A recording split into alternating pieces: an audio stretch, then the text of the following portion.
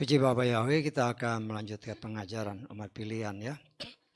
Kita akan melanjutkan dalam kitab Kejadian 27. Kita akan membaca dari ayat 1 sampai ke 7 lah ya. Nanti saudara baca semuanya supaya ngerti jalan ceritanya. Kejadian 27 ayat 1 sampai 7 dan supaya bacanya sama, kita baca sesuai dengan apa yang tertulis di depan. 3, 4. Dan terjadilah ketika Yitzhak sudah tua dan matanya telah rabun untuk melihat.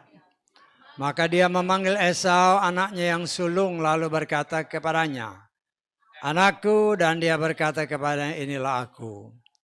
Dan dia berkata, "Sekarang aku sudah tua dan tidak mengetahui hari kematianku. Maka sekarang ambillah senjatamu, tabung panah dan busurmu. Pergilah ke padang dan berburulah makanan bagiku. Dan masaklah bagiku makanan yang enak seperti yang aku sukai. Dan bawalah kepadaku supaya aku memakannya. Maka jiwaku akan memberkati engkau sebelum aku mati." Dan Ribka mendengar pembicaraan Yitzhak dengan Esau anaknya.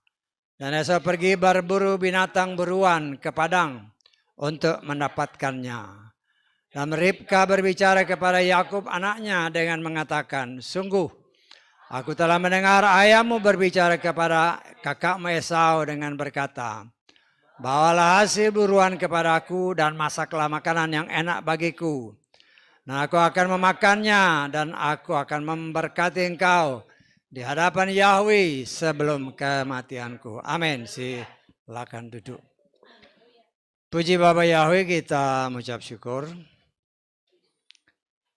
Kebenaran firman berkelanjutan terus. Untuk kita belajar tentang umat pilihan ya. Kita memang mengambil dari garis keturunan dari Adam sampai Nuh, dari Sem sampai kepada Bapak Abraham dan selanjutnya. Karena berdasarkan janji Tuhan dari keturunan Abraham, Yitzhak, Yakub, terus sampai kepada Yehuda akan lahir sang juru selamat. Kita belajar dari apa yang tertulis, apa yang dilakukan oleh orang-orang pilihan Tuhan. Baik itu dari apa yang sudah kita pelajari, ada hal-hal yang memang dilakukan sesuai kehendak Tuhan, dan ada juga hal-hal yang tidak sesuai kehendak Tuhan. Tetapi dari sana kita terus-menerus belajar, ada sebab, ada akibat ya. Kalau itu sesuai kehendak Tuhan, hasilnya pasti baik. Tetapi apabila itu tidak sesuai kehendak Tuhan, bahkan bertentangan, maka ada akibat-akibat yang harus diterima, walaupun itu adalah umat pilihan Tuhan. Kita mengimani kita sebagai orang pilihan Tuhan, yang telah dipilih dan ditetapkan untuk diselamatkan. Ya. Karena itu kita akan mengalami satu proses pemurnian yang terus-menerus Tuhan kerjakan, dan itu hanya dengan firman. Ya. Firman Tuhanlah yang memurnikan semua umat Tuhan. Ya. Karena firman Tuhan itulah yang adalah pribadi Tuhan sendiri. Ya. Kita percaya bahwa apa yang tertulis itu adalah satu kebenaran. Ya. Kalau kita lihat di dalam firman Tuhan, dalam 1 Korintus pasal 3 ayat 13, kalau kita lihat ya. 1 Korintus pasal 3 ayat 13. Tiap-tiap pekerjaan akan menjadi nyata, karena hari itu akan membuatnya jelas, sebab ia akan disingkapkan oleh api. Dan api akan membuktikan pekerjaan masing-masing, apapun macamnya itu. Kadang-kadang terjemahan ILT ini agak kurang bagus ya. Saya baca terjemahan Lukas. Maka tiap-tiap pekerjaan akan menjadi nyata karena masanya akan menyatakan hal itu. Sebab oleh api hal itu akan disingkapkan, dan apilah yang akan menguji masing-masing pekerjaan seperti apakah kualitasnya. Nah, kita lihat dalam Yeremia pasal ke berapa? 21 ya. Yeremia 23, 29. Kita lihat, bukankah firmanku seperti api, firman Yahweh, dan seperti palu yang menghancurkan bukit. Jadi ini kita harus sangat menyadari hal ini, bahwa segala sesuatu itu nanti diujinya dengan firman. Karena itu kita jangan sampai keluar dari firman. Ya. Karena kita sangat menyadari bahwa pada akhir zaman ini ya kita melihat di media-media kan banyak ya namanya palsu-palsu sudah mulai keluar-keluar sedikit dari firman. Nah, kita harus sangat hati-hati. Karena kita, saudara dan saya sebagai orang pilihan Tuhan, itu nanti yang nguji itu firman ya.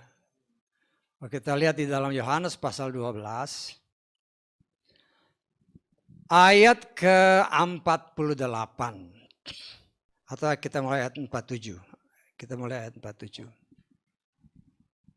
Jika seseorang mendengarkan firman-Ku dan dia tidak percaya, perhatikan baik-baik ayat ini. Aku tidak menghakiminya. Yeshua tidak menghakimi, tapi perhatikan ayat selanjutnya. Sebab aku datang tidak untuk menghakimi dunia, melainkan untuk menyelamatkan dunia. Perhatikan ayat 8. Siapa yang menolak aku dan tidak menerima firman-Ku, ia mendapatkan dia yang menghakiminya. Atau yang menghakiminya, yaitu siapa? Firman yang telah kuucapkan, dia itulah yang akan menghakiminya pada akhir zaman. Jadi setiap perkataan yang Yeshua katakan, itu hakimnya. Kalau dia nggak katakan, nggak jadi masalah. Sedang nggak maksud saya? Kan ada firman Tuhan dalam Ulangan 29 ayat 29. Ada rahasia-rahasia yang dibuka, ada rahasia yang tetap tersembunyi karena itu milik Bapa Yahweh. Firman yang dibuka, itu yang jadi hakim. Kalau kita berani melawan, ya bukan Yeshua lagi, tapi firmannya itu. Apa yang dia katakan, itu yang akan menjadi hakim.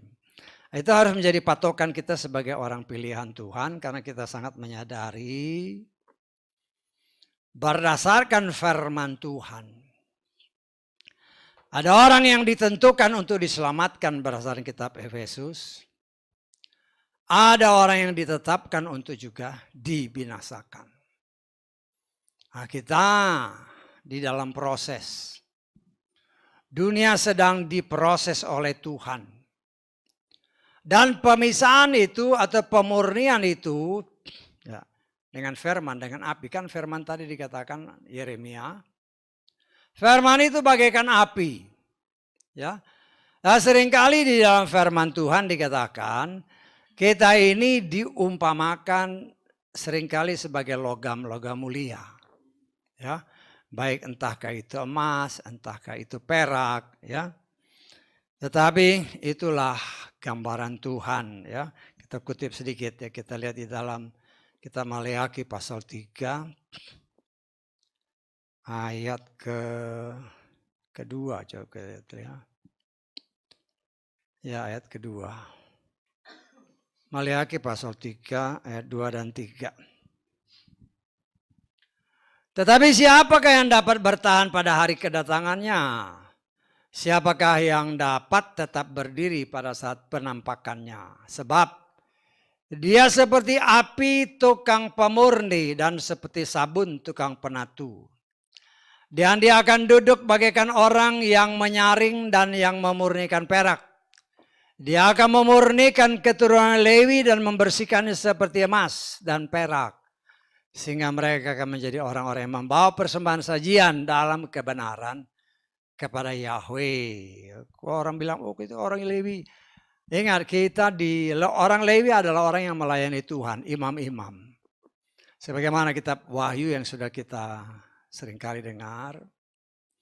Saudara dan saya sedang dipersiapkan baik sebagai raja dan juga sebagai imam. Namanya imam ya, dia harus berani menyatakan kebenaran apa adanya. Proses inilah yang terus-menerus sedang kita jalani sebagai umat Tuhan di tengah kehidupan. Apapun yang saudara dan saya hadapi, kita belajar dari kitab Kejadian ini, ya. Karena banyak hal-hal yang kadang-kadang sudah diberitakan juga lupa. Termasuk Ribka ya. Ribka ini dengan jelas ketika dia melahirkan atau dia mengandung anak-anaknya, yaitu si Esau dan si Yakub, kita lihat di dalam Kejadian pasal 25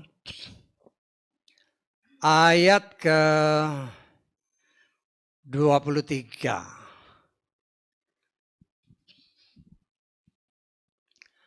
Yahweh berfirman kepadanya, dua bangsa ada dalam kandunganmu dan dua umat dari rahimmu akan terpencar. Umat yang satu akan lebih kuat daripada umat yang lain dan yang besar akan melayani yang kecil. Artinya Tuhan Bapa Yahweh secara khusus sudah memberitahukan kepada Ribka bahwa di dalam kandungannya itu ada dua anak yang kembar. Yang satu, yang tua akan menjadi hamba yang lebih muda. Ini janjinya. Tetapi janji itu waktu anak-anak ini masih dalam kandungan ibunya. Ya, masih dalam kandungan ibunya. Dan berdasarkan ayat-ayat firman Tuhan, kalau kita lengkap di dalam Kejadian pasal ke-26 ayat 34, kita lihat ya. Kejadian 26 ayat 34, untuk melihat berapa usia si Esau dan Yakub pada waktu itu. Esau berumur 40 tahun. Itu di Kejadian 26. Ya, ketika kedua anak ini lahir berdasarkan firman Tuhan yang sudah kita pelajari, kedua anak ini Esau dan Yakub lahir waktu Yitzhak berumur 60 tahun. Bisa tangkap ya? Masih ingat nggak? Ya. Yitzhak Umur 60 tahun lahirlah anak-anak ini. Lalu kalau Esau sudah berumur 40 tahun, berarti Yitzhak paling sedikit umurnya 100 tahun. Bisa tangkap? 100 tahun. Ya. Tapi mungkin lebih. Mungkin lebih karena dikatakan di dalam ayat-ayat yang tadi kita baca, Yitzhak sudah tua dan matanya sudah mulai rabun. Ya, karena dia umur 100 tahun. Ya, saya tafsirkan dia sudah lebih dari 100 tahun ya ketika kejadian ini terjadi. Ya. Kenapa saya bisa, ya kita kan boleh kira-kira. Ya. Karena umur Esau sama Yakub itu kan sama. Berarti umurnya sama-sama 40 tahun. Ya. Yitzhak udah 100 tahun. Kemudian nanti kan terjadi pertengkaran di sini kan. Kemudian si Yakub pergi ke tempat omnya, kakaknya si Ribka. Itu selama kurang lebih 20 tahun. Ya. Karena nanti kita pelajari betapa pertama kan dia mau kawinin si Rahel kan. Tapi dia ditipu. Tapi bapaknya bilang si Laban atau kakaknya si Ribka, genapi dulu 7 hari baru dikasih si Rahel. Setelah pertama kawinin Lea, setelah 7 hari dikasih si Rahel. Jadi total udah 14 tahun. 14 tahun firman Tuhan katakan, 6 tahun dia pakai untuk mendapatkan ternak. Jadi totali ada 20 tahun. Kalau 20 tahun berarti kan umurnya masih 60. Kalau dia umur 60, si Yitzhak kan umurnya 100 ditambah 100 kan. Nah, di sini kita melihat ya, makanya saya perkirakan nih kita boleh tafsir umurnya lah. Memang sudah 100 tahun lebih. Ya. Nah, saudaraku yang dikasih oleh Bapak, yang kita melihat di sini, Ribka dengar sendiri suara Tuhan ketika Esau dan Yakub masih di dalam rahimnya. Tuhan bilang Yakub itu nanti yang jadi pemimpin, yang jadi lebih besar daripada kakaknya. Ya kan? Firman Tuhan katakan tadi. Tetapi dengan berjalannya waktu, dia melihat pergaulan antara Esau dengan bapaknya si Yitzhak. Dia melihat ini kelihatannya Esau bakal mendapatkan berkat yang lebih. Ya wajar sebenarnya karena dia kan anak sulung. Dia anak sulung ya wajar-wajar aja. Tetapi dasar Ribka ya karena ya anak dekat sama ibunya ya otomatis si Ribka lebih sayang kepada Yakub. Karena kasih kedagingan. Perhatikan ya. Karena kasih kedagingan. Apa yang Tuhan janjikan itu membuat dia lupa. Dengan jalan singkat, karena dia tahu kalau berkat kesulungan itu diberikan kepada Esau, maka Yakub enggak dapat apa-apa. Ya. Nah, seringkali hal-hal seperti ini juga terjadi dalam kehidupan kita. Kadang-kadang kita lupa janji-janji Tuhan. Ya kan? Kadang kita lupa janji Tuhan. Sehingga kita pakai akal pikiran sendiri. Dan apa yang terjadi? Ribka berani mengambil resiko. Karena cinta kasih kedagingan terhadap anaknya yang kecil ini, si Yakub. Yang membuat, ya namanya 40 tahun ya pasti lupa lah. Ya secara logika wajar kalau Ribka itu lupa. Ya, Ribka lupa bahwa Tuhan pernah ngomong seperti itu. Tapi satu hal yang saudara dan saya harus ingat, manusia bisa lupa apa yang dikatakan Bapak Yahweh. Tetapi Bapak Yahweh tidak pernah lupa apa yang dia katakan dan janjikan. Saya tangkap. Nah, kita belajar untuk dari pengajaran ini. Salah satu kelemahan manusia itu seperti yang dilakukan oleh si Ribka. Karena kasih kedagingan, seringkali orang lupa akan janji Tuhan dan berani mengambil resiko. Ya, dia berani mengambil resiko dengan menipu suaminya sendiri. Menipu suaminya sendiri untuk apa? Untuk supaya suaminya ini memberkati anaknya yang bungsu walaupun memang sama-sama anaknya. Tetapi kita melihat jalan bagaimana kehidupan kedua ataupun keluarga ini. Bukan sesuatu hal yang dibuat-buat, Tuhan izinkan terjadi dalam pengajaran yang lalu. Karena kedagingan, karena perut, karena lapar. Esau tanpa menyadari dia sudah menjual hak kesulungannya. Bahkan bersumpah. Ya. Sesuatu yang ya karena menganggap enteng hak kesulungan. Hak kesulungan berarti semua ya. Termasuk berkat-berkat itu menjadi milik daripada adiknya tanpa dia sadari. Kenapa? Karena kebutuhan perut. Ya. karena kebutuhan perut, ya jadilah segala sesuatu. Dia bersumpah kan, si Esau ini kan dibilang. Esau pun bersumpah kepadanya. Esau bersumpah demi semangkuk sup merah. Makanan yang lezat karena dia lapar. Karena itu kita belajar hati-hati dengan mulut. Hati-hati dengan mulut. Ya. Itu ditangkap dan Tuhan mendengar sumpahnya. Hati-hati dengan apa yang engkau sumpahkan, apa yang engkau nasarkan. Sumpahkan berarti nasarkan. Lebih baik engkau tidak bernasar daripada menasar, tapi tidak menggenapinya.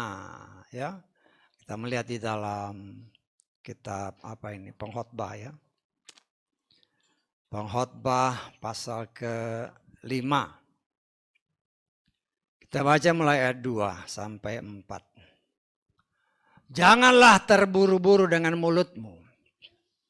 Dan janganlah hatimu lekas-lekas mengeluarkan kata-kata di hadapan Elohim.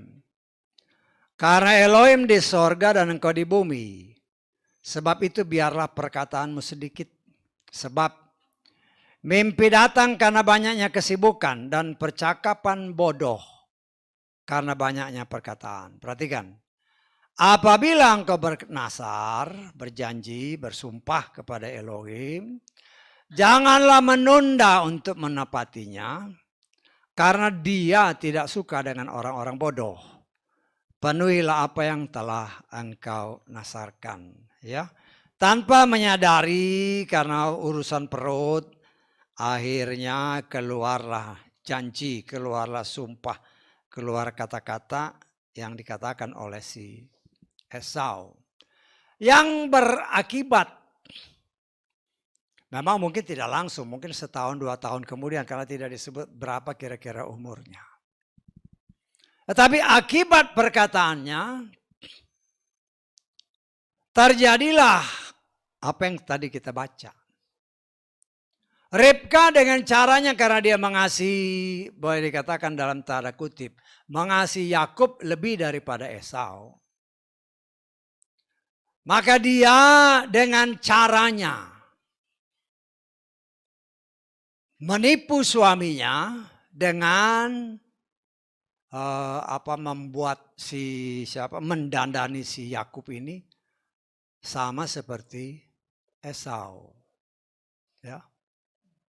Untuk mengelabui Yitzhak. Karena Yitzhak berdasarkan firman Tuhan dia sudah matanya sudah buta, sudah tua. Ya. Ya tidak disebut yang bagaimana ya, mungkin sudah rabun kan, sudah tidak bisa melihat. Tapi dia masih bisa meraba, dia bisa mencium. Bau anaknya dia tahu. Suaranya juga dia bisa tahu dan dia bisa bedakan. Karena itu ada tertulis. Suaranya suara Yakub. Tapi baunya bau Esau. Tahu kan? Kan ada tertulis ya. Suaranya suara Yakub. Ya, kita baca aja deh. Ayat 22 kita lihat.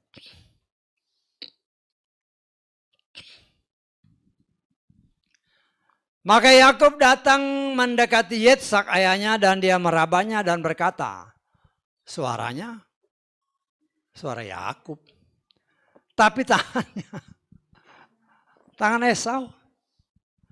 Loh, di sini kita melihat ya. Yitzhak itu walaupun bagaimana dia orang pilihan Tuhan. Ya. Dan dia sangat percaya bahwa itu kan di rumah, bukan di luar rumah. Dia sangat percaya bahwa keluarganya ini pasti ya orang jujur semua termasuk istrinya kan. Tetapi di dalam kenyataan sang istri karena lebih mengasihi si bungsu daripada yang tua, membuat suatu trik-trik sehingga Yitzhak dikelabui. Walaupun Yesak, mungkin dia ragu-ragu juga kan. Ini suara kok suara Yakub ini. Tapi diraba-raba ini badannya badan Esau. Ya singkat cerita memang dia berhasil menipu Yitzhak. Tetapi nantinya ada akibatnya. Apa yang kau tabur, kau akan tuai. 1 kali dia menipu bapaknya. 10 kali nanti dia ditipu oleh mertuanya. Ya. Saudaraku yang dikasihi oleh Bapa Yahweh. Kita coba belajar mengerti apa maksud Tuhan dengan semua ini. Seringkali kita pun yang sudah sering mendengar janji-janji Tuhan. Tetapi suatu saat kita bisa aja mengalami hal-hal yang boleh dikatakan dalam keadaan yang ini kan sudah dalam keadaan terjepit juga ini.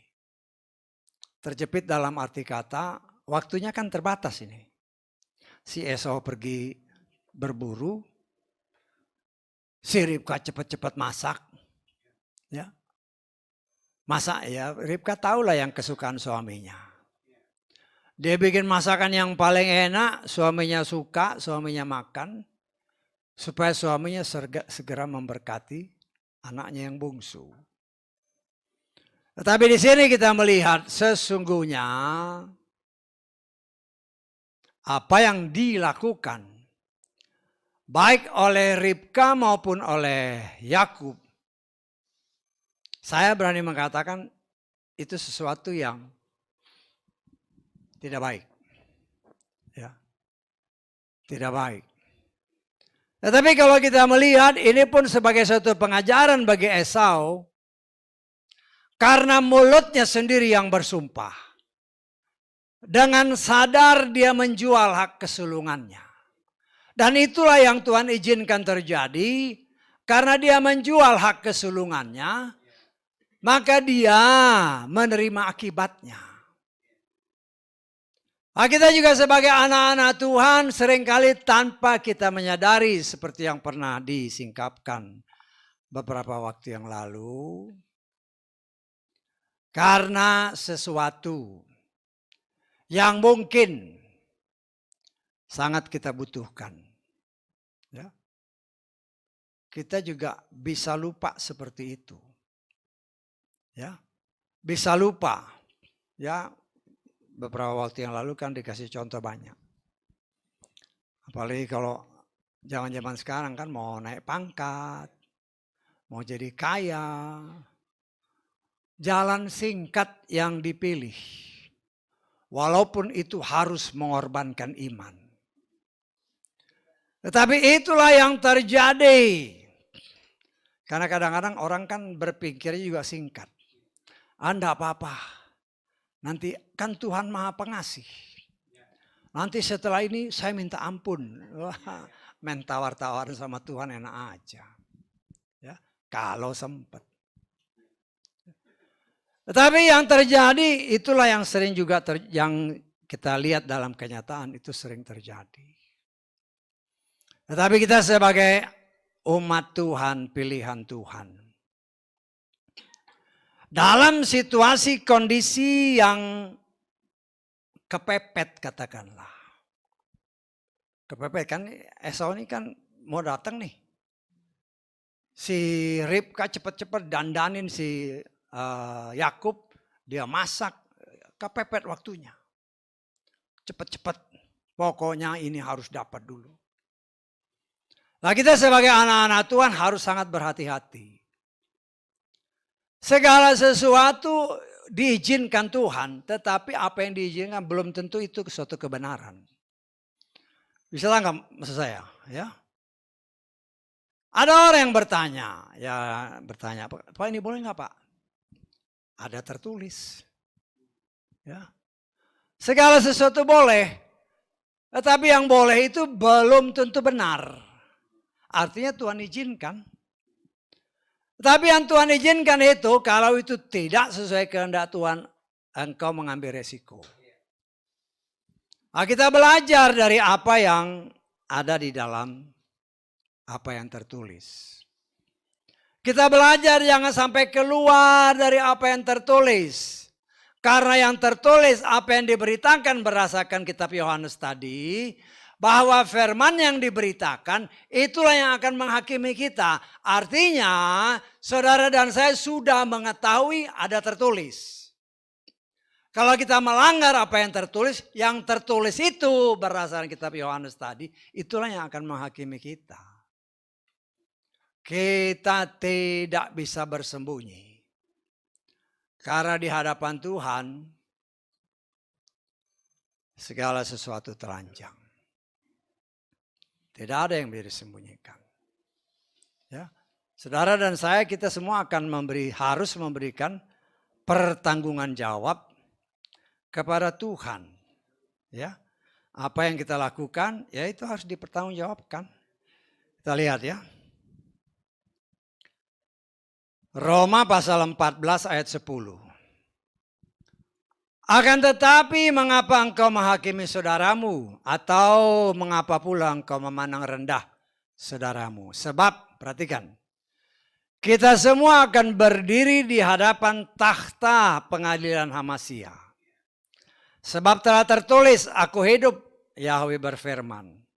Sehingga setiap lutut akan bertelut kepadaku dan setiap lidah akan mengaku kepada Elohim. Maka selanjutnya, setiap orang dari kita akan memberikan pertanggungjawaban mengenai dirinya sendiri kepada Elohim. Ya. Tetapi selama kita hidup di dalam firman, no problem. Saya tahu nggak maksud saya? Yang menjadi masalah kalau kita keluar dari firman, itu yang jadi masalah. Tetapi kalau kita hidup di dalam firman, kita hidup di dalam Yeshua, kita aman. Tetapi bagaimana caranya kita bisa hidup di dalam firman? Masalahnya adalah kedagingan kita ini, itu harus dimatikan. Karena kalau kita tidak mematikan kedagingan, ada tertulis. Keinginan daging, keinginan mata, keangkuhan hidup, itu bukan dari Tuhan. Tetapi itu dari dunia. Nah, kita belajar. Ya. Kita belajar untuk mengerti kehendak Tuhan. Meninggalkan bahkan mematikan semua yang bukan dari Tuhan. Oleh pertolongan Roh Kudus. Dan dengan firman yang ditanamnya dalam hati dan hidup kita. Sehingga kita bertumbuh benar-benar di dalam firman. Ya, kalau kita bertumbuh di dalam firman, firman itu yang memproteksi kita. Ya, kita memang masih hidup di tengah dunia. Tetapi walaupun kita hidup di tengah dunia, tetapi ada proteksi Tuhan. Sama seperti Ayub. Ya. Percayalah, saya mengimani. Ya. Ketika kita hidup di dalam firman. Walaupun kita tidak bisa melihat dengan kacamata, dengan mata telanjang. Selama kita hidup di dalam Tuhan. Maka Bapa Yahweh memagari kita. Dengan kuasanya. Dan setan lihat itu.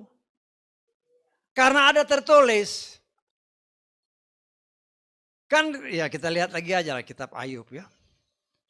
Jadi segala sesuatu kita melihat bahwa perlindungan Tuhan itu amatlah sempurna bagi orang-orang yang sungguh-sungguh mau hidup di dalam Dia. Kita lihat. Ayub pasal 1 kita baca mulai ayat 6 sampai 10. Pada suatu hari ketika anak-anak Elohim datang menghadap Yahweh, setan juga datang di antara mereka. Yahweh bertanya kepada setan, dari mana engkau datang? Setan menjawab Yahweh serta berkata, dari menjelajahi bumi dan berjalan ke sana kemari di atasnya. Yahweh berkata kepada setan, sudahkah engkau memperhatikan hambaku Ayub? Karena tidak ada seorang pun seperti dia di bumi ini. Seorang yang saleh, jujur, takut akan Elohim, menjauhi yang jahat. Perhatikan. Setan menjawab Yahweh serta berkata, apakah dengan tidak mendapat apa-apa Ayub takut pada Elohim? Perhatikan ayat 10. Bukankah engkau telah membuat pagar bagi dia, bagi rumahnya, bagi segala miliknya, di sekelilingnya. Engkau telah memberkati pekerjaan tangan dan kekayaannya telah makin bertambah di negeri itu. Karena Ayub hidup saleh, hidup benar, hidup di dalam firman, maka secara otomatis karena dia hidup di dalam firman, firman itu yang memproteksi dia. Itu yang memagari dia. Ayub tidak lihat, tetapi setan lihat ada pagar. Bisa tangkap saya? Kita belajar seperti apa yang tertulis. Kita belajar untuk mempraktekkan setiap kebenaran firman Tuhan dengan sungguh-sungguh. Sehingga walaupun kita tidak melihat ada pagar, setan lihat. Ketika setan lihat, dia tidak akan pernah bisa menjamah kita. Tidak bisa. Hanya namanya setan lecek, ada tertulis. Setan itu hanya mengaum, menakutkan. Saya tangkap. Itu kerjaan dia. Dia mengaum. Lah kalau kita takut atas aumannya, kita buat celah. Ada tertulis jangan kasih celah buat setan. Kita takut, ya udah diam, patah. Tetapi apabila kita merasa ada tantangan, ada auman singa dalam berbagai macam bentuk. Rendahkan diri di bawah kaki Tuhan, berseru memanggil namanya, memuja-muja dia. Ada tertulis ketika kita menaikkan pujian, Bapa Yahweh bertahta di atas pujian kita. Kalau dia bertahta di atas pujian kita, setan lihat. Setan lihat. Sehingga dia tidak akan pernah bisa mendekati. Kita belajar dari pengalaman ini. Si Ribka ini. Dia dengar suara Yahweh. Anak yang kecil itu akan jadi pemimpin. Tapi kan dengan berjalannya waktu dia lupa. Seringkali kita juga. Dengan pertumbuhan iman. Basic iman itu lupa. Saya nggak maksud saya. Basicnya ketika diajar kenapa kau harus dibaptis. Lupa semua. Lupa bahwa kita ini bukan lagi kita yang hidup. Tetapi Bapa Yahweh yang engkau akui dengan lidah mulut bibirmu. Ketika engkau masuk.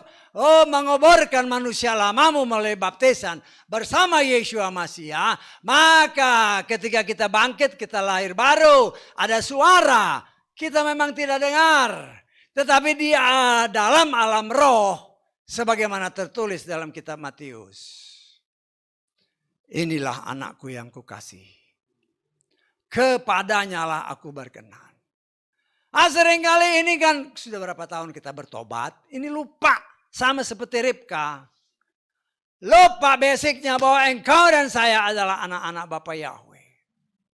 Nah karena lupa basicnya. Udah tawaran-tawaran dunia yang semakin mengenakkan daging. Tanpa sadar kita mulai mencicipinya. Yang berakibat kita pun akhirnya semakin jauh dari hadirat Tuhan. Semakin dekat kita dengan keinginan daging. Membuat kita semakin dekat dengan kebinasaan.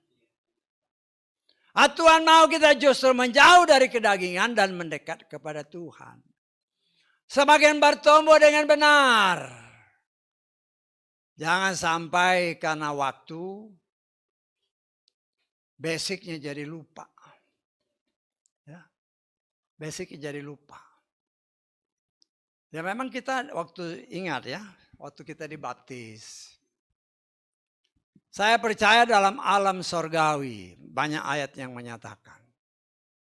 Satu orang bertobat, malaikat sorgawi bersorak-sorai. Apa saudara dengar? Kita nggak dengar. Tapi dalam alam roh kita percaya itu ada.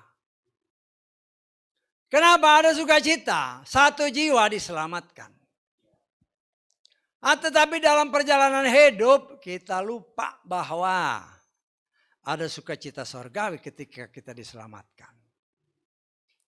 Kita lebih sering mendengar auman sehingga membuat kita takut. Permasalahan pergumulan yang begitu banyak membuat kita takut. Dan ada tertulis, kasih meniadakan takut. Kasih yang berasal dari Bapa Yahweh itu menghilangkan semua takut kepada yang lain kecuali kepada Bapa Yahweh. Nah, ini yang seringkali harus senantiasa kita merewind kembali hidup kita.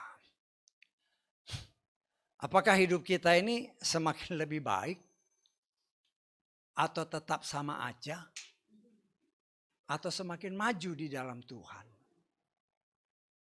Ingat ya, kita harus koreksi diri ya. Karena waktunya sudah semakin dekat, sudah di ambang pintu. Jangan kita merasa sudah puas dengan kondisi seperti sekarang.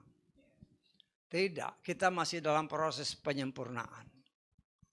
Selama kaki saudara masih hidup, masih menginjakkan kaki di muka bumi ini, maka proses penyempurnaan sedang terus dikerjakan oleh Tuhan. Saya mengajarkan dan mengingatkan kita semua, jangan merasa puas dengan kondisi iman kita saat ini.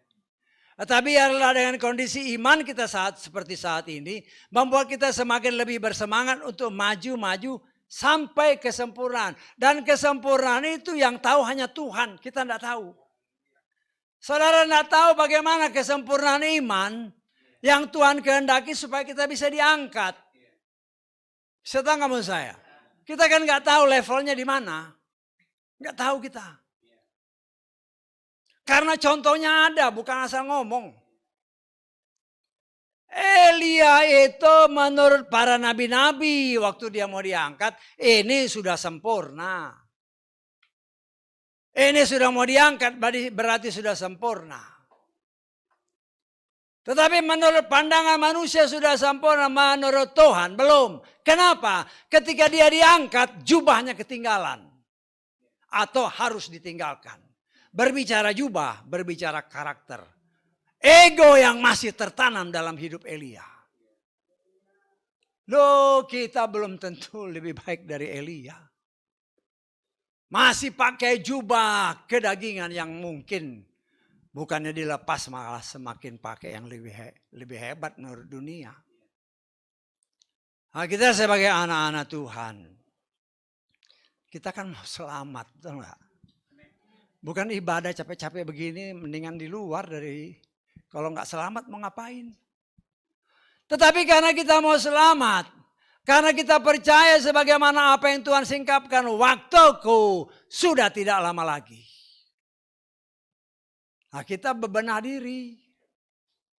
Bebenah diri supaya jangan apa yang sudah kita kerjakan untuk maju di dalam Tuhan, jangan sampai sia-sia. Saya tidak mengajarkan kita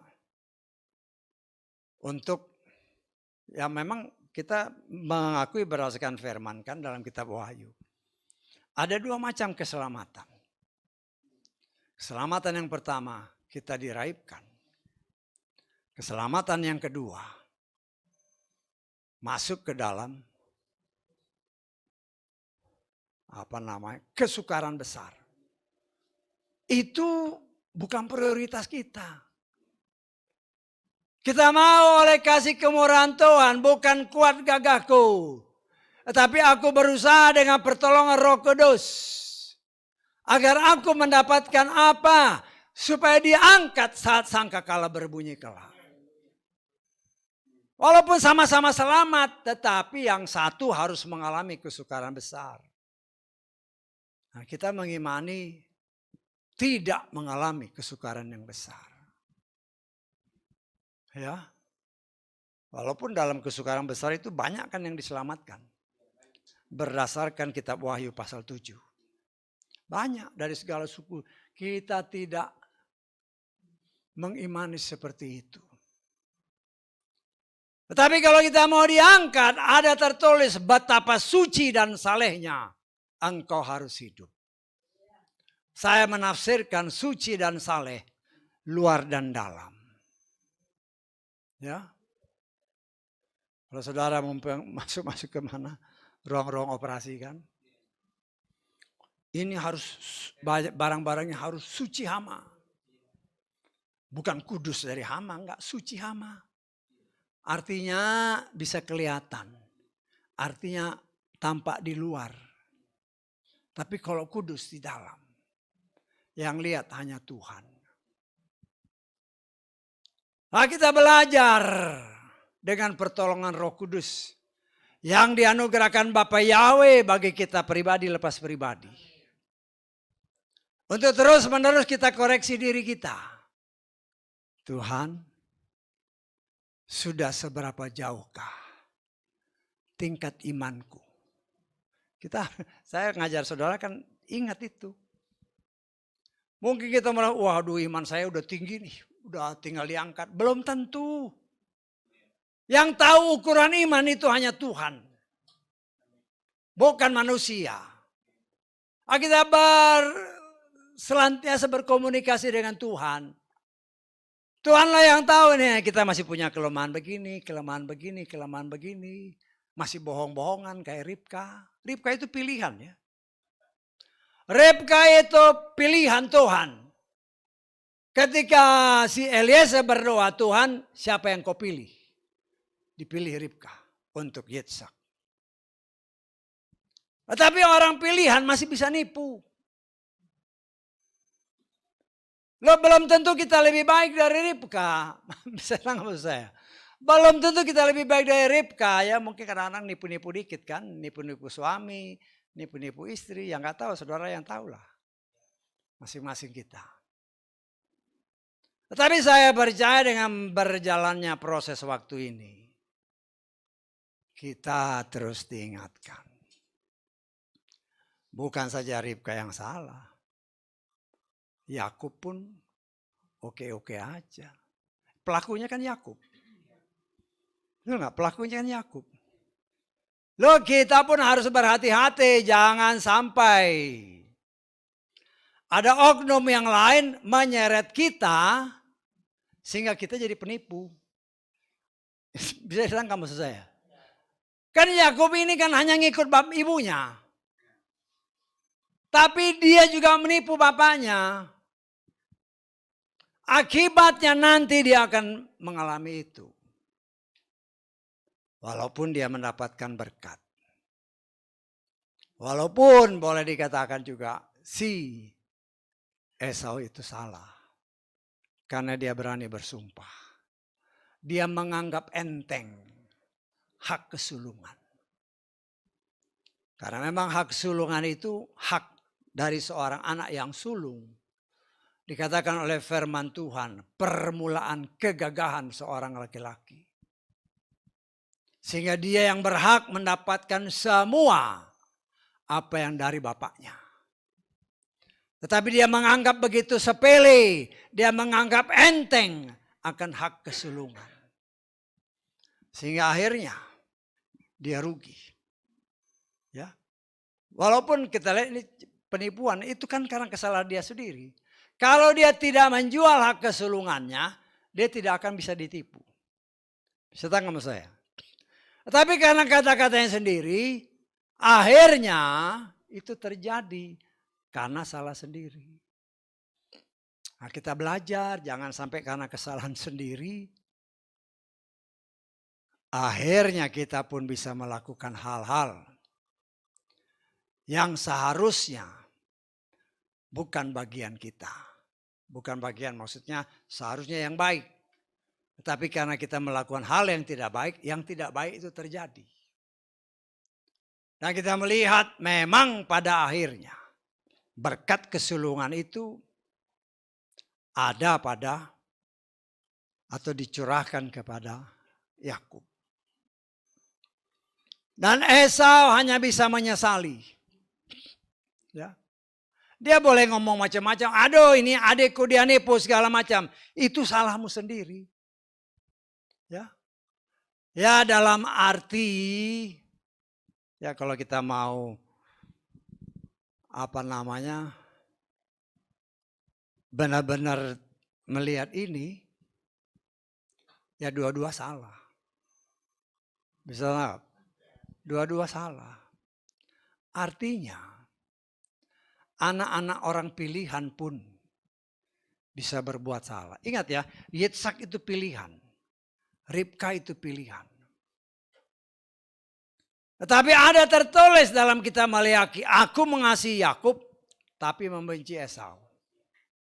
Kenapa? Karena Esau memandang rendah hak kesulungan.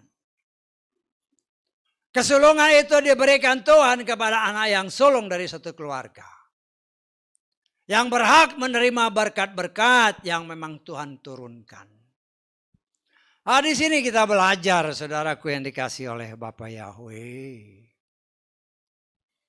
Kita harus melihat segala sesuatu dengan kacamata yang sesuai dengan firman Tuhan.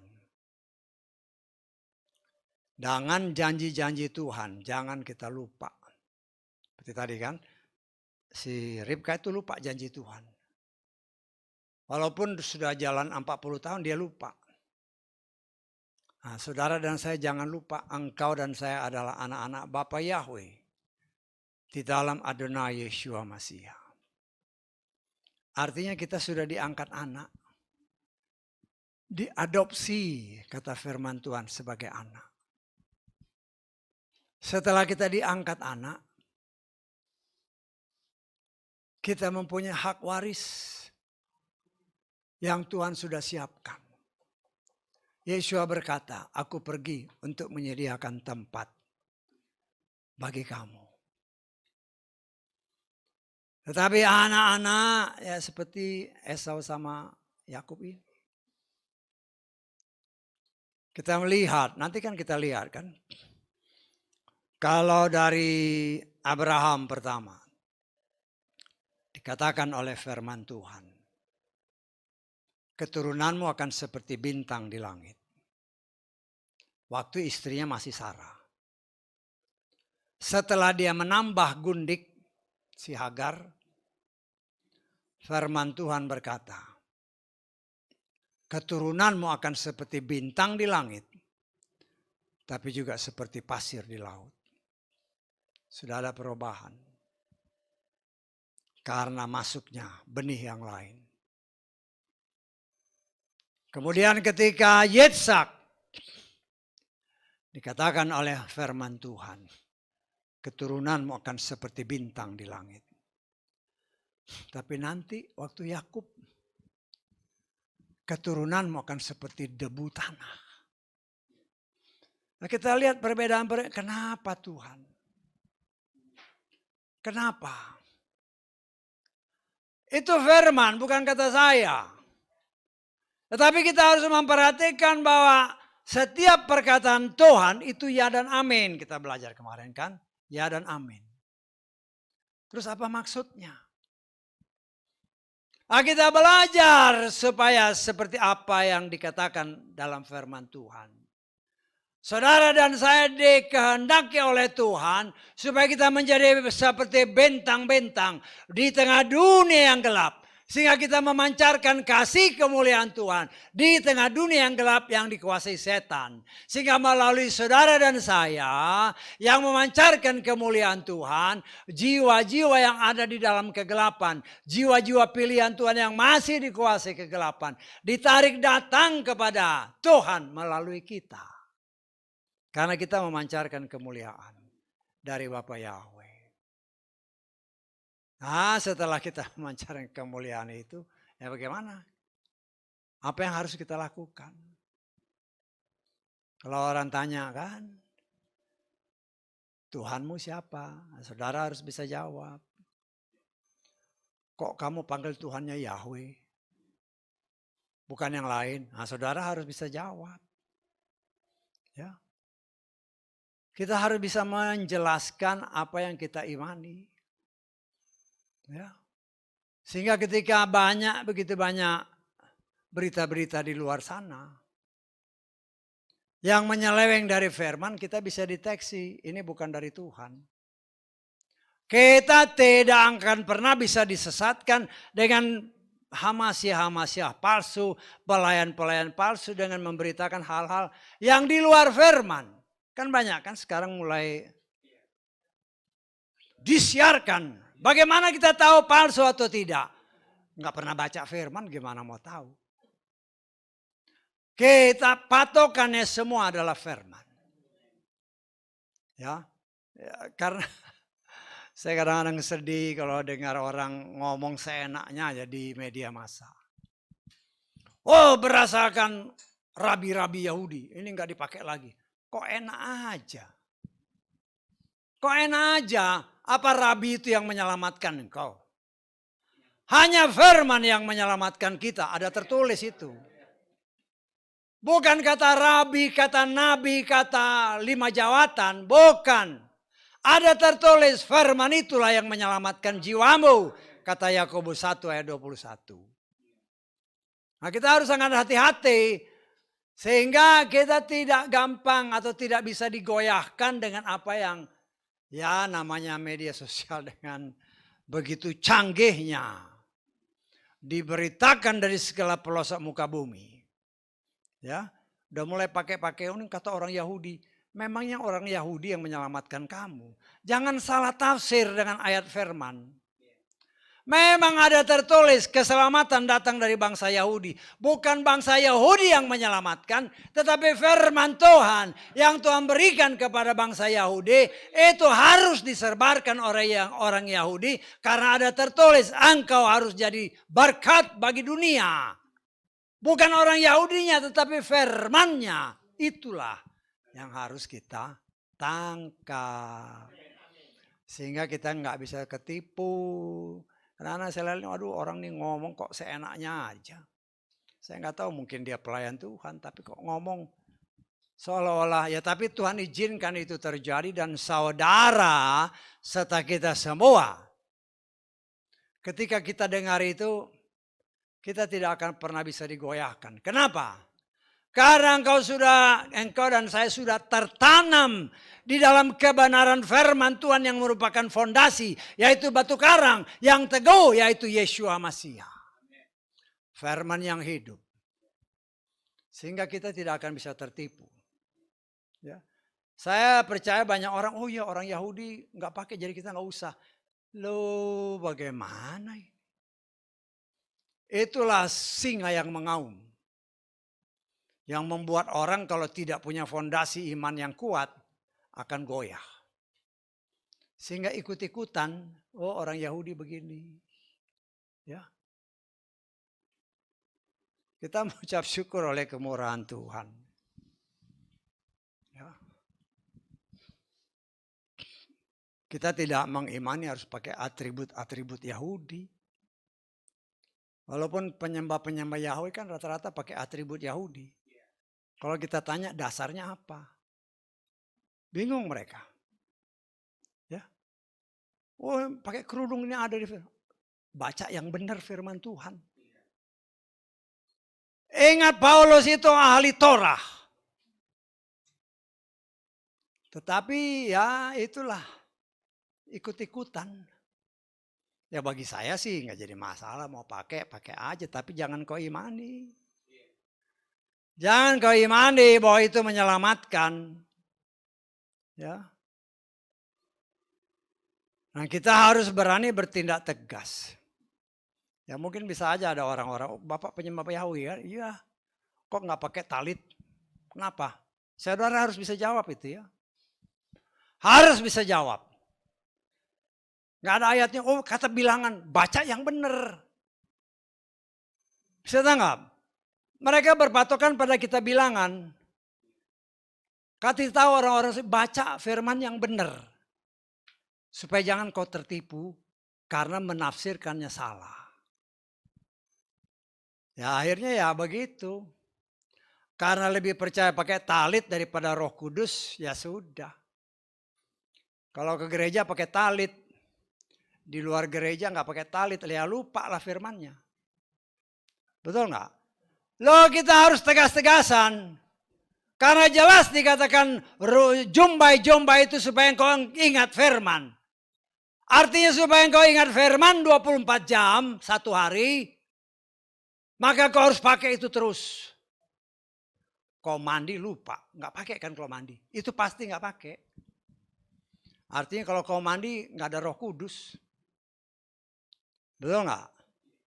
Kita ada logika sedikit lah. Karena itu hikmat dari Tuhan. Semua itu sudah digenapi oleh Yeshua. Karena itu dia berkata, aku datang untuk menggenapi Torah. Yang sudah digenapi ya sudah. Nah, yang belum digenapi ya kita jalani terus, lakukan. Apa yang Tuhan sudah berikan kepada si Ribka, walaupun sudah 40 tahun, dia bisa lupa. Tetapi saudara dan saya apa yang sudah diberikan, sejak kita bertobat, ingat engkau adalah anak Bapa Yahweh. Saya mengajarkan kepada saudara, bahkan saya mendiktekan kata-kata, menyatakan bahwa engkau adalah anak Bapa Yahweh. Kalau saya layani kan, ikrarkan dalam dirimu, saya anak Bapa Yahweh. Setan, engkau tidak punya hak atas saya. Jangan lupa itu basic. That is the basic. Iman kita. Loh, kalau lupa ya sudah. Jadi makanan si jahat. Dan kita harus semakin maju, semakin bertumbuh di dalam Tuhan. Memang di dalam kenyataan, walaupun Esau tidak mendapatkan berkat utama. Kan berkat utama ke Yakub kan. Tetapi di dalam kenyataan kehidupan kalau kita baca seterusnya. Karena Bapak Abraham, Yetsak anak Abraham, ada tertulis yang disebut keturunanmu adalah yang berasal dari Sarah. Dan dari Sarah lahirlah Yetsak, dari Yetsak lahirlah Esau dan Yakub. Dan di dalam kenyataan kedua anak ini pun tetap diberkati Tuhan. Saya tanggap, walaupun ya berkatnya agak beda-beda dikit lah. Tapi tetap diberkati. Ya. Sehingga ketika nanti kalau saudara kita lanjutan terus ini kan. Ketika si Yakub udah kaya raya. Dia mau berbaikan dengan Esau. Dia kirim hadiah-hadiah untuk Esau. Esau nanya kan, ngapain kamu ini? Oh itu buat kakak lah istilahnya. Ya maksudnya nyokok-nyokok dikit kan supaya Esau jangan marah-marah. Esau bilang, aku sudah punya banyak. Artinya apa? Esau pun tetap diberkati Tuhan. Bahkan Esau melahirkan keturunan-keturunan yang kita kenal keturunan Edom. Sehingga ketika bangsa Israel keluar dari tanah Mesir melewati Edom, mereka tidak boleh ganggu Edom. Karena itu tetap masih saudara mereka. Nah, saudaraku yang dikasihi oleh Bapa Yahweh. Kita melihat luar biasa campur tangan Tuhan. Ketika segala sesuatu Tuhan izinkan terjadi untuk diperlihatkan Tuhan bagi saudara dan saya. Orang-orang pilihan pun juga masih punya kelemahan. Ya bukan saja ini dari Yetsak, dari Yakub, dari Esau, bahkan dari Abraham. Nah, kita belajar, ya. Kita belajar supaya yang baik itu kita praktekkan. Yang tidak baik menjadikan pengajaran bagi saudara dan saya. Supaya kita berhati-hati dalam melangkah. Dalam berpikir, dalam bertutur kata, dan dalam bertindak. Ya. Karena itu sangat mempengaruhi proses pengudusan yang Tuhan kerjakan dalam hidup kita masing-masing. Kadang-kadang kita suka berpikir salah kan. Tapi ingat ketika kita berpikir salah yang artinya tidak sesuai firman. Roh Kudus yang ada di dalam kita dia akan ingatkan kamu salah. Tetapi apa yang dikatakan oleh firman Tuhan. Roh penurut daging lemah. Dikasih tahu Roh Kudus. Ya nggak apa-apalah sekali-sekali ya sudah. Nah hal seperti itu kita harus bisa mengatasinya dengan pertolongan Roh Kudus sendiri. Belajar taat dengan suara Roh Kudus.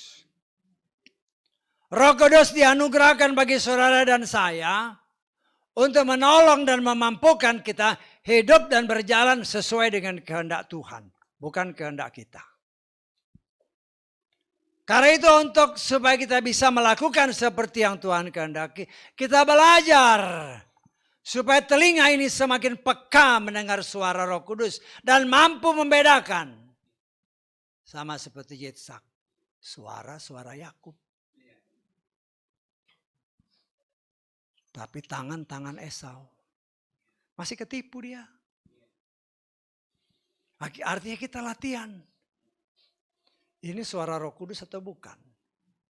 Roh Kudus tidak akan pernah membawa kita keluar sedikit pun dari firman. Kalau dia keluar dari firman, yaitu seperti Ishak tadi. Suara-suara Yakub, tangan-tangan Esau. Dengan iman kita mohon kepada Bapa ya, Tuhan tolong semua yang bukan berasal daripadamu keluar. Ya, kita harus berusaha. Selama kita hidup di muka bumi ini kita harus berusaha untuk bisa melakukan apa yang berasal dari Tuhan saja dan bukan dari yang lain. Tapi kan itu perlu perjuangan. Perlu perjuangan dalam arti kata seringkali apa yang Tuhan inginkan sangat bertentangan dengan keinginan daging kita. Nah, kita belajar. Ya bukan berarti kita pasti bisa sempurna. Secepat itu tidak, tetapi dengan kita belajar. Anak-anak kecil yang belajar jalan masih jatuh. Ya, mungkin di jalan rata dia masih udah bisa jalan, naik turun tangga tetap kadang-kadang harus hati-hati. Demikian juga pertumbuhan iman saudara dan saya. Mungkin masih kita bisa melakukan kesalahan-kesalahan, tetapi belajarlah melalui kesalahan yang kita pikirkan, katakan, dan lakukan.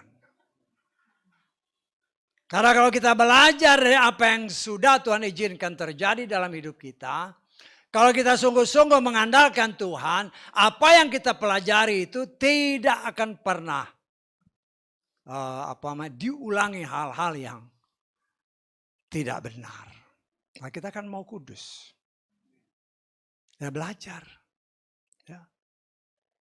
Dan saya percaya Tuhan tahu batas kemampuan masing-masing kita. Batas masing-masing kita. Tapi ingat Tuhan kita itu tidak terbatas. Jangan membatasi ketidakbatasan Tuhan. Bisa tanggap? Tuhan kan tidak ada batasnya. Kemampuannya tidak ada batasnya. Tetapi seringkali kita membatasi kemahakuasaan Tuhan itu.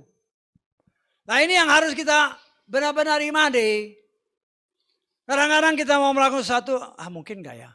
Bagi Tuhan tidak ada yang tidak mungkin.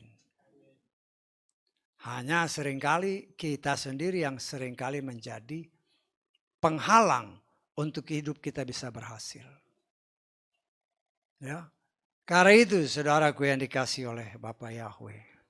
Ya, kita melihat di sini. Yitzhak walaupun secara jasmani dia sudah buta. Tetapi sebagai orang pilihan dia masih bisa dapat merasakan bahwa dia ditipu oleh anaknya sendiri. Dia kan tahu dia anaknya ditipu. Dia ditipu sama anaknya. Tapi ya mungkin kalau kita bisa menafsirkan dia juga kecewa. Pasti ini ada yang bantu. Yang bantu ya istrinya. Betul nggak? Kan Ribka yang bantu si Yakub ini. Nah, kita belajar. Jangan sampai kita memilih kelakuan seperti Ribka. Memang maksudnya baik. Tetapi dalam pandangan Tuhan tidak benar. Artinya nipu kan. Nah kadang-kadang kita masih seperti itu. Kalau kita mau jujur. Nah nggak apa-apa lah sedikit-sedikit nipu. Betul nggak? Sedikit-sedikit. Oh sedikit-sedikit nipu. Oh ini kan buat Tuhan. Buat pekerjaan Tuhan. Sedikit-sedikit nipu. Loh sedikit sama banyak ya sama aja. Ukurannya di hadapan Tuhan itu sama aja. Jangan kita mulai berkompromi dengan yang tidak benar. Mungkin kita dulu seperti itu. Jangan lakukan lagi. Ada tertulis. Yang dulu mencuri, jangan nyuri lagi. Ada kan ayatnya kan? Yang dulu bohong, jangan bohong lagi. Kenapa? Karena tidak ada pencuri dan pembohong di sorga sana. Tidak ada. Itu karakter dunia yang harus kita tinggalkan. Dengan pertolongan daripada Roh Kudus kita pasti bisa hidup dalam kesucian kekudusan. Seperti kehendak Tuhan. Karena itu saudara dan saya terus-menerus diproses oleh Tuhan. Dan saya percaya. Ya namanya diproses dengan api kan panas. Yang panas itu daging. Daging kita panas. Tetapi kan kita mengimani, aku sudah mati dikuburkan manusia lamaku. Melalui baptisan dalam Adonai Yeshua Mashiach. Tetapi kalau masih dibakar api masih merasa sakit, berarti engkau belum mati semua. Bisa tangkap? Ya. Kita sama-sama belajar. Bukan berarti saya lebih hebat dari saudara, belum. Saya sebagai pelayan Tuhan, apa yang Tuhan tugaskan ya saya beritakan. Bukan berarti saya sudah 100% belum. Sama-sama dalam proses. Tapi jangan juga cuma ngomong doang di atas mimbar. Kita belajar untuk berubah. Jangan sampai nanti di atas mimbar ngomongnya begini. Kenyataannya begini. Lalu kita harus belak-belakan aja. Ya. Karena kita sama-sama mau terangkat. Waktunya sudah sangat dekat. Tanda-tanda sudah semakin jelas.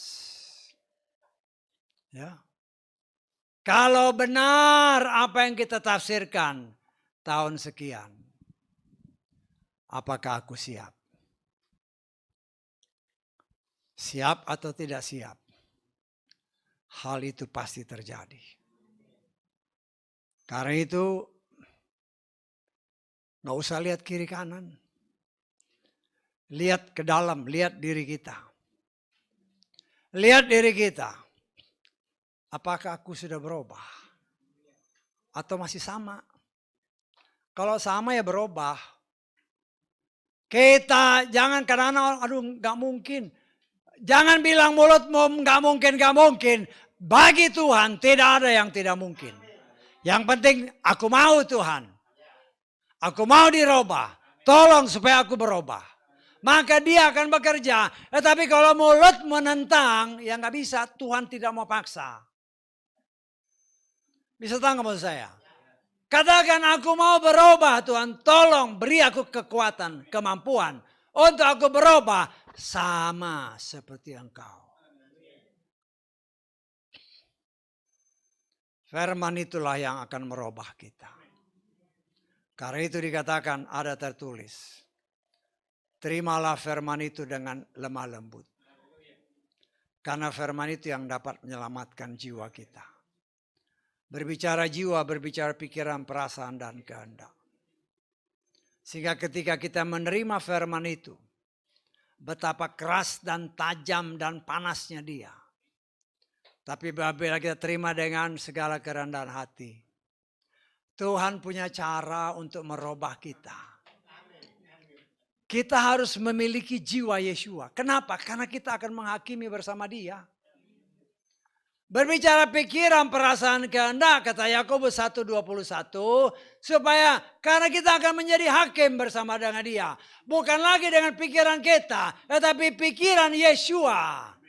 Kita menghakimi pada masa 1000 tahun bersama dia. Karena itu kita belajar dan sedang diajar oleh Roh Kudus. Ya. Semakin giat beribadah. Nanti malam kau lagi berdiam diri berdoa, Tuhan, ajak komunikasi Tuhan.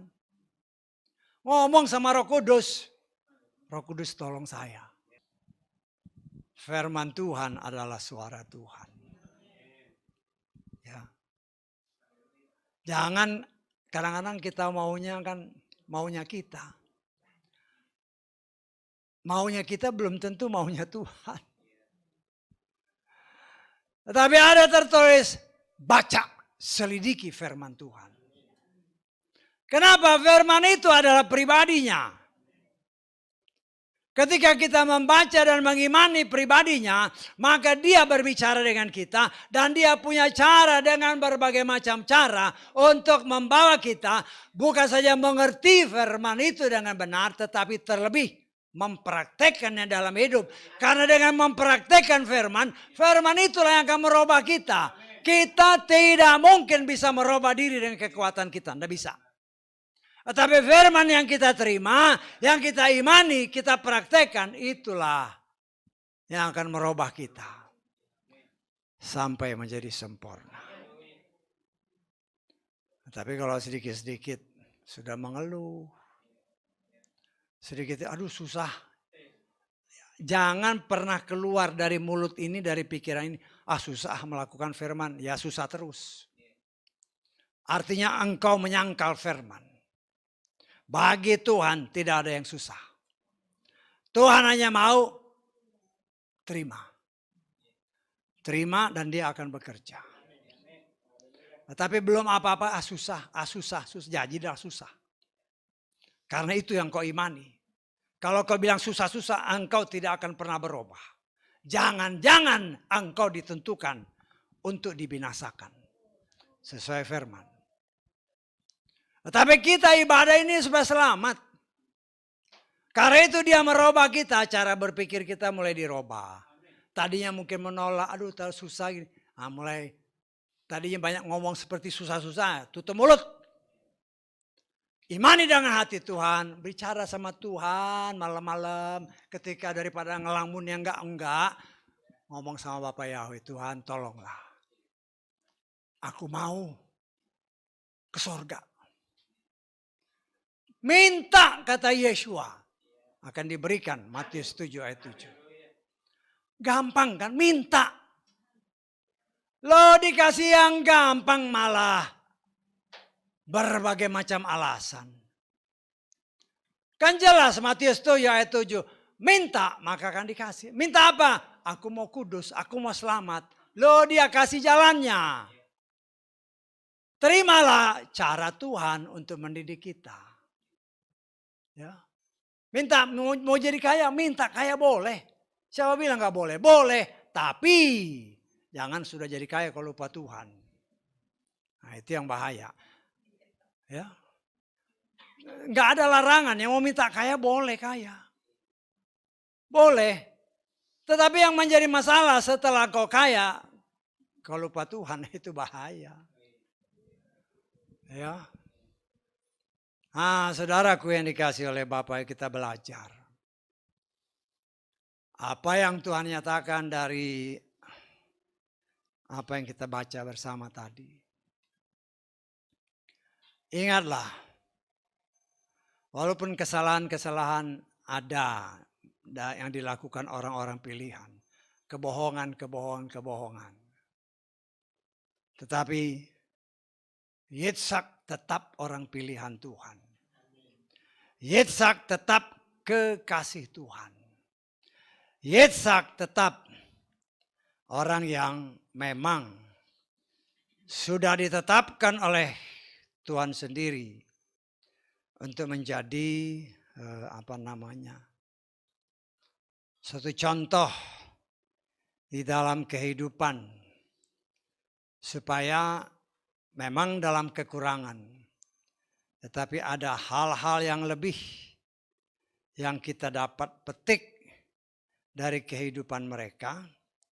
Karena saya percaya berdasarkan firman Tuhan, baik Abraham, baik Yitzhak maupun Yakub, berdasarkan firman ya, mereka sudah ada di sorga. Kita lihat di dalam Matius pasal 8. Ayat 11. Aku berkata kepadamu bahwa banyak orang dari timur dan barat akan datang dan duduk makan bersama Abraham dan Yitzhak dan Yakub di mana? Dalam kerajaan sorga. Artinya berdasarkan ayat firman ini, ketiga orang pilihan ini ada di sorga. Dan kita yang datang dari segala penjuru, kalau kita mengikuti teladan iman mereka, kita akan duduk bersama dia, bersama Yeshua. Kita akan melihat muka dengan muka. Kita akan bertemu dengan dia. Dan kita akan senantiasa hidup bersama dia, sebagaimana yang memang kita imani. Karena itu saudaraku yang dikasih oleh Bapa Yahweh, ya. Mari, apapun situasi dan kondisi yang saudara dan saya hadapi, percayalah bahwa sebagai orang pilihan Tuhan, kita memang sedang dalam proses. Tetapi ketika kita mungkin dalam situasi yang sudah sangat lemah sekali. Ingat, tangan Tuhan ada tertulis. Ya. Tangan Tuhan tidak kurang panjang untuk menolong. Kita lihat Yesaya 59 ayat 1. Lihatlah tangan Yahweh tidaklah kurang panjang untuk menyelamatkan, ataupun telinganya tidaklah berat untuk mendengar. Namun kejahatanmu itulah yang memisahkan kamu dari Elohimmu. Dan karena dosa-dosamu, dia telah menyembunyikan wajahnya darimu untuk mendengar. Ini firman. Karena itu ketika kita dalam situasi yang mungkin sangat sudah goyah, pertama-tama mohon kelayakan Tuhan, ampuni aku. 1 Yohanes 1 ayat 9 coba. 1 Yohanes 1 ayat 9. Jika kita mengaku dosa-dosa kita, dia adalah setia dan adil sehingga dia akan mengampunkan kepada kita dosa-dosa itu dan membersihkan kita dari segala ketidakadilan. Artinya apapun situasi dan kondisi kita, ketika kita mengatakan begini, ada tertulis mengaku dosa, maka tangan Tuhan tidak kurang panjang untuk menjangkau kita. Telinga Tuhan tidak kurang tajam untuk mendengar doa kita, karena kita sudah dibersihkan dari semua dosa. Nah, itu sebagai orang pilihan Tuhan, kita harus berpatokan kepada firman. Nah, saya percaya ketika kita mau belajar mentaatinya, Roh Kudus akan membimbing kita, memampukan kita bukan saja mengerti firman dengan benar, tetapi terlebih mempraktekannya. Dan saya percaya dengan kita mempraktekkan firman, Sadar ataupun tidak sadar, firman itu akan merubah hidup kita, merubah jiwa kita, sehingga kita memiliki jiwa seperti Yeshua HaMashiach. Haleluya, amin. Mari kita bangkit berdiri.